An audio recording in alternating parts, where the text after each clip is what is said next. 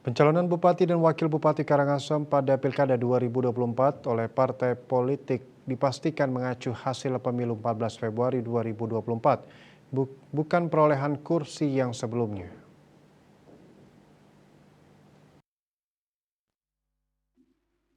Divisi Sosialisasi Pendidikan Pemilih Partisipasi Masyarakat dan SDM, Komisi Pemilihan Umum KPU Kabupaten Karangasem IKD Sukare, Minggu 24 Maret mengatakan, sesuai dengan ketentuan pengusungan calon kepala daerah melalui parpol pada Pilkada Karangasem November 2024 mendatang, mengacu hasil pemilu terbaru.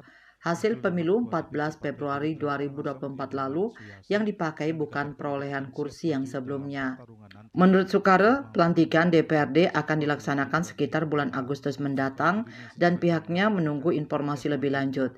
Jika tidak ada indikasi terintegrasi gugatan di MK, maka pihaknya segera bisa melakukan pembahasan persiapan penetapan.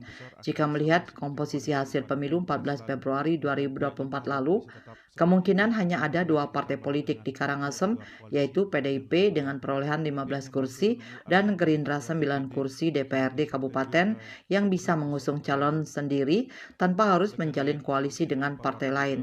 Sesuai aturan yang ada, partai politik bisa mencalonkan diri minimal harus memperoleh 20% kursi dewan.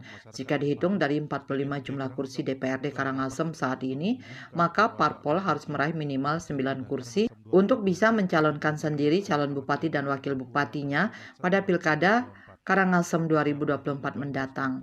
Eka Parananda, Bali Pos.